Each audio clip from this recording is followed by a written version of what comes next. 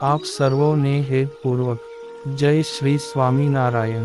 આજની સત્સંગ કથા વાર્તા નિજ મંદિર સાવરકુંડલા। આ પવિત્ર શ્રાવણ માસમાં આપણે સત્સંગ કથા વાર્તાના માધ્યમે બોલ ચોથના પર્વની કથા અને વ્રત વિધિ વિશે વિગતવાર જાણીશું। શ્રાવણ માસના વદ પક્ષની ચોથ બોલ ચોથ તરીકે ઓળખાય છે, જેને ઘણા લોકો બહુલા ચોથ તરીકે પણ ઉજવતા હોય છે। મહિલાઓ આ દિવસે વ્રત કરે છે। આ દિવસે સમારેલું શાક અને ઘઉંની વાનગી નહીં ખાવાની તેવી માન્યતા છે। આ દિવસે વ્રત કરનારે સવારે નિત્ય કામ માંગથી પરવારી કંકુ, ચોખા તથા ફૂલના હારથી ગાય વાછરડાનું પૂજન કરવું અને એકટાણું કરવું અને ઘઉંની કોઈ પણ વસ્તુ લેવી નહીં। બોલ ચોથના વ્રતના દિવસે સ્ત્રીઓએ દળવું કે ખાંડવું નહીં। બોલ ચોથના દિવસે ગાય અને વાછરડાની પૂજા કરવાનો મહિમા છે। ગાય વાછરડાની પૂજા કરીને તેને બાજરાની ઘૂઘરી ખવડાવવામાં આવે છે। પૌરાણિક કથા મુજબ મંદિરે દર્શન કરવા જતી વખતે સાસુએ વહુને ઘઉંલો ખાંડીને બનાવવાનો આદેશ આપી ગયા।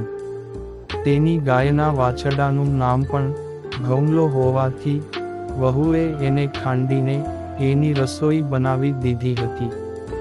માન્યતાના આધારે એ સમયે થયેલી ભૂલ હવે ક્યારેય ન થાય એ માટે આ દિવસે શાકભાજી કે કોઈ પણ વસ્તુ સમારવી નહીં અને સમારવાની વસ્તુને હાથ પણ લગાડવો નહીં।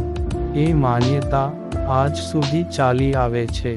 તે ઉપરાંત આજના દિવસે મહિલાઓ ઘઉંના લોટની બનાવેલી કોઈ વાનગી પણ જમતી નથી। પરિણામે મોટા ભાગની મહિલાઓ આજના દિવસે મગ અને બાજરીના રોટલા જમવાનું પસંદ કરે છે, જ્યારે ઘણી મહિલાઓ તો માત્ર બાજરીના લોટની કુલેર ખાઈને પણ વ્રત કરતી હોય છે। બોલ ચોથનું વ્રત સાંજે 4 વાગ્યે વાછરડા સાથેની ઘઉં વરની ગાયનું પૂજન કરી તેના દોષમાંથી મુક્ત થવાય એ પણ રિવાજ છે। ગાયમાં 33 કરોડ દેવોનો વાસ હોવાથી અનેક જન્મના પાપોનો નાશ થાય છે। રીત રિવાજ, માન્યતાઓને કે પછી પૌરાણિક કથાઓ જે હોય તે, પરંતુ આજના દિવસે હજારોની સંખ્યામાં મહિલાઓ શ્રદ્ધાથી ગાયનું પૂજન કરે છે। ગાયનું પૂજન કરતાં પહેલાં ભૂદેવ વૈદિક મંત્રો સાથે સંકલ્પ કરાવે છે। ત્યાર પછી ગાયના શિંગડા પર તેલ ચોપડી, મસ્તક પર તિલક અને રૂમાંથી બનાવેલા નાગલા ચઢાવી ગાયને બાજરી ખવડાવવામાં આવે છે। પૂંછડે જળનો અભિષેક કરી નમસ્કાર અને પ્રદક્ષિણા કરાય છે। આમ આ પ્રકારે બોલ ચોથની પૂજા અને વ્રત કરવામાં આવે છે। વળી બોલ ચોથના દિવસે સ્ત્રીઓને દળવા, ખાંડવા કે સુધારવા પર નિષેધ હોય છે અને ઘઉંની વસ્તુ ખાવાની પણ મનાઈ હોય છે। આ માન્યતા પાછળ એક પૌરાણિક કથા છે, જે આપણે શ્રદ્ધા અને ભક્તિભાવપૂર્વક સાંભળશું। એક ગામમાં એક સાસુ વહુ રહેતા હતા। એક દિવસ સાસુજીએ વહુને ઘઉંલો ખાંડીને રાંધવાનો આદેશ આપ્યો અને મંદિરે જતા રહ્યા। તેના ઘરમાં એક ગાય અને વાછરડો હતા। ગાયના વાછરડાનું નામ પણ ઘઉંલો હતું। વહુએ તો વિચાર્યા વિના સાસુનો આદેશ માનીને વાછરડાને વધેરી નાખ્યો અને તેની રસોઈ બનાવી લીધી। સાસુએ તો ઘઉંનો ખીચડો રાંધવાનું કહ્યું હતું અને વહુએ વાછરડાને રાંધી નાખ્યો। થોડીવાર પછી સાસુએ મંદિરેથી આવીને પૂછ્યું, વહુ ઘઉંલો ચૂલે ચડાવ્યો ને? ત્યારે વહુએ કીધું કે ચડાવીએ તો ખરા, પણ શું ઠેકડા માર્યા છે? તે તો પકડ્યો પકડાય નહીં, કાપ્યો કપાય નહીં, રાંધિયો રંધાય નહીં, તે માંડ માંડ ખાંડિયો છે. સાસુના પેટમાં ફાળ પડી, તેણે કહ્યું, તું કોની વાત કરે છે? વહુ બોલી, આપના ભવંલા વાછરડાની. સાસુ તો અવાક થઈ ગયા, અને તેની આંખમાંથી આંસુ વહેવા લાગ્યા. તે બોલ્યા, અરે રે વહુ, તમે આ શું કર્યું? આજે બોલ ચોથ છે, બધા હમણાં ગાય વાછરડાની પૂજા કરવા આવશે, હવે એમને આપણે શું કહીશું? પછી તો સાસુએ રાંધેલા ભવંલાને હાંડલામાં નાખ્યો, અને છાના માના ગામની બહારના ઉકરડામાં જઈને દાટી આવ્યા.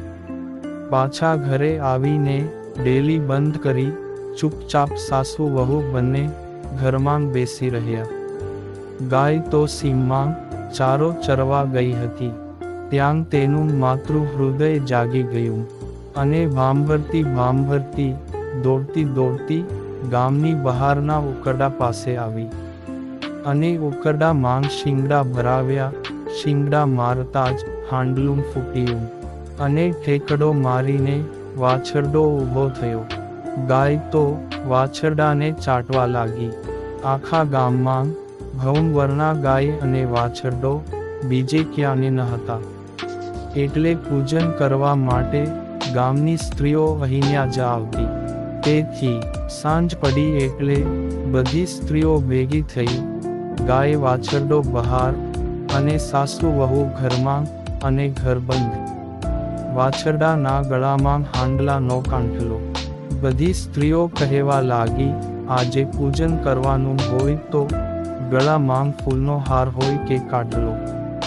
આ શું? સાસુ વહુ ઘરમાં બધું સાંભળે છે. એમને થયું કે ગામની સ્ત્રીઓ એમને મહેણાં મારે છે. વહુએ બહાર ડોકિયું કર્યું તો જોયું કે ગાય વાછરડાને ચાટતી હતી. વહુએ સાસુને કહ્યું કે બા, વાછરડો જીવતો છે. સાસુએ ભવલાને જીવતો જોઈને ફટાફટ બારણાં ખોલ્યા, અને બહાર આવીને બધાને ભવલાની ઘટના કહી સંભળાવી. સાસુએ બધી સ્ત્રીઓને કહ્યું, તમારા વ્રતના પ્રતાપે અમારો ભવલો સજીવન થયો છે. પછી બધાએ ગાય અને વાછરડાની પૂજા કરી, અને ગાયના કાનમાં કહ્યું કે હે ગાય માતા, તમારું સત અને અમારું વ્રત. આ દિવસથી બોલ ચોથના દિવસે કોઈ સ્ત્રીએ દળવું, ખાંડવું કે સુધારવું નહીં, એવો નિયમ લીધો. તેથી જ આ દિવસે સ્ત્રીઓ મગ અને બાજરીના રોટલા ખાઈને એકટાણું કરે છે. અને ગાય માતામાં 33 કરોડ દેવી દેવતા વસે છે. એટલે આજના દિવસે બહોળી સંખ્યામાં સ્ત્રીઓ રીત રિવાજ, માન્યતા કે શ્રદ્ધાથી ગાયનું પૂજન કરે છે. આમ આપણે બોલ ચોથના પર્વ નિમિત્તે કથા ટૂંકમાં સાંભળી. ને હવે પછીની કથા વાર્તા આપને આગળના ભાગમાં સાંભળશું. અત્યારે આપ સર્વોને ભાવથી જય માતાજી, જય શ્રી કૃષ્ણ અને જય શ્રી સ્વામિનારાયણ.